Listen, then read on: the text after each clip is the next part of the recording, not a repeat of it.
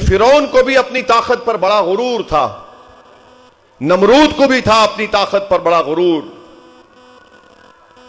Yazid को भी था अपनी ताकत पर बड़ा गुरूर, बड़े बड़े बादशाहों को बड़ा गुरूर था कि अब मेरा महल, मेरा हवेली कभी वीरान नहीं होगी।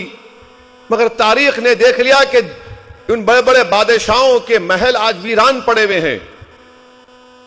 इनकी हवेलियों में आज कोई इंसान नहीं जाता, कबूतर बैठते हैं वहां पर घोंसला बनाकर।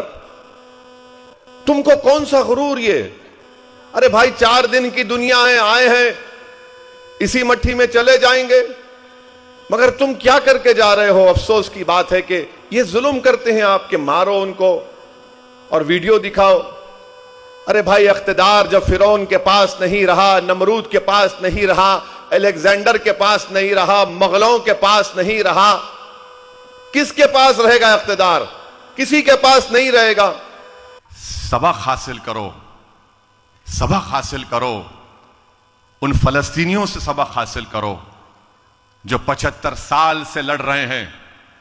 75 साल से 1,80,000 फलस्तीनी अपने फलस्तीन मुल्क को हासिल करने के लिए अपनी जानों को गंवा चुके हैं। 1,80,000। 15 दिन में 10,000 लोग अपनी जानों को कुर्बान कर दिए फलस्तीन के मुल्क के क़याम के लिए, जिसमें 7,000 के करीब बच्चे हैं, 2-3 हजार मही ख़वातीन हैं।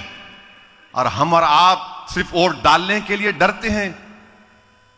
अरे भाई, कोई अगर आकर कहेगा अरे मंजलिस नहीं जीतेगी, क्या फायदा इनको वोट डालकर, तो तुम बोल सकोगे उन लोगों को जो अपने मुल्क के लिए, इंसाफ के लिए लड़ रहे हैं, इंसानियत के लिए लड़ रहे हैं। अरे कब तक आप लोग डरते रहोगे?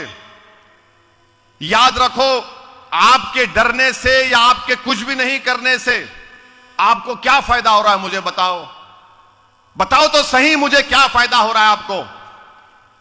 आपका कौन से आपका घर आबाद हो रहा है क्या? बताओ मुझे। आपके बच्चे के तालीम का इंतजाम हो रहा है तो बताओ। आपसे नाइंसाफी का खात्मा हो रहा है तो बताओ। अगर आपको गाली नहीं दी जा रही है तो बताओ, बताओ तो सही, मैं सब कुछ खत्म कर दूंगा। मैं, तुम समझते हो कि मैं हैदराबाद से निकलकर यहां पर क्यों आता हूं?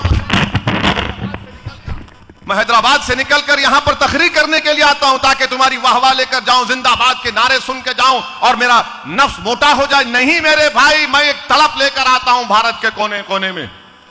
मैं थाली का मोहताज नहीं हूं, मैं तुम्हारी तारीफ का मोहताज नहीं हूं। अल्लाह ने मुझे बहुत कुछ दिया अल्हम्दुलिल्लाह।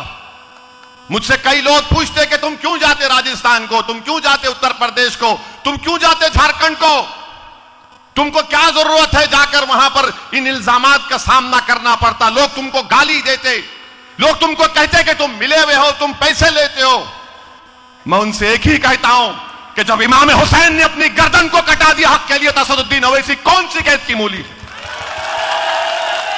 मेरे दोस्तों याद रखो, अगर सब लोग नाइंसाफी को देखकर अंधे बन जाएंगे तो नाइंसाफी हमको खत्म कर देगी। यही तड़प लेकर हम निकलते हैं, यही मकसद हमारा है कि हमको इंसाफ मिले, इज्जत की जिंदगी मिले। जब सब तरक्की कर सकते हैं, आप किरोड़ीलाल हमारे बैसला साहब थे, गुज्जरों के नेता, आप देखो कि उन्होंने कैसा उनकी कम्युनिटी को फायदा पहुंचाया। मैं सलाम करता हूं गुज्जरों को कि उन्होंने ऐसे नेता को बनाया जिसने उनको ताकत दी, उनको सम्मान दिया, उनको एक मुकाम दिया। और आप थाली मार रहे हैं, आप थाली मार रहे हैं। आपको एक पैगाम दे रहा हूं मेरे भाई, आप समझो मेरी इस बात को। अगर आज आप नहीं उठेंगे तो फिर कभी नहीं उठेंगे। हां, आप अगर खुश हैं कि हम सिर्फ वोट डालने वाले बन जाएंगे, हम जो कोई मुख्यमंत्री आएगा उसकी इफ्तार की दावत में जाकर हम लोग एक फूल देकर फोटो लेकर खुश हो जाएंगे, अगर हम किसी बड़े लीडर के साथ सेल्फी लेकर खुश हो जाएंगे, मुबारक हो आपको। मगर याद रखो, अगर तुम उन सब चीजों के लिए खुश होगे, अगर इन तमाम चीजों के लिए तुम खुश होगे, तो मॉब लिंचिंग के लिए भी तैयार हो जाओ, तुम अपनी बर्बादी के लिए भी तैयार हो जाओ, तुम एक नहीं बल्कि 100 जुनैद नसीर की मौत के लिए तैयार हो जाओ। तुम अगर यह समझते हो कि गुलामी करने से फायदा है तो तैयार हो जाओ, बर्बादी तुम्हारा मुकद्दर ना बन जाए। तुम जब तक लड़ने का रास्ता नहीं अपनाओगे, जमहूरियत के दायरे में रहकर, कोई तुमको इज्जत की निगाह से नहीं देखेगा। हां, तुम हारोगे, मगर ये देखते हैंगे, ये देखने वाले देखेंगे कि हारा जरूर है, मगर इतने वोट इसके पास है, इतने वोट इसके पास है। 25,000 20,000 लोगों ने इसको वोट दिया। वो नेता बनेगा, वो जीतेगा भी तो नेता बनेगा, वो हारेगा भी तो नेता बनेगा, क्योंकि इनको मालूम हो जाएगा कि इसके पीछे 25,000 लोग हैं, इसके पीछे 30,000 लोग हैं। नेता बनना आपका काम है।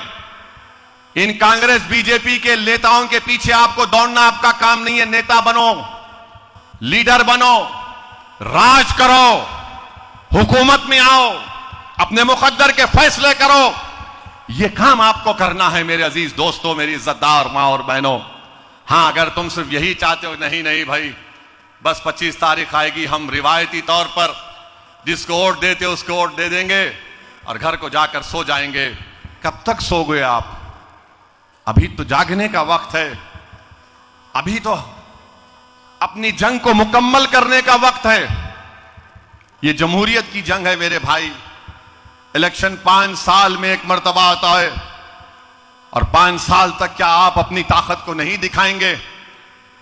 कोई वाकया हो गया तो हमारा काम ये, हम क्या करते, एक बड़ा जलसा करते, बहुत बड़ा जलसा करते, और 30 40 50 हजार लोग जमा हो जाते और हम तमाम खुश होते।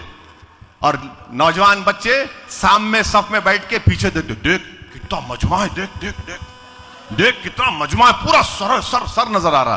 तुम उस पर खुश होते हो, तुम उस पर खुश होते हो।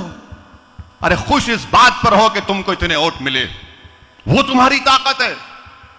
ये जमहूरियत है। इलेक्शन में यही तुम्हारी ताकत तुमको दिखाना पड़ेगा।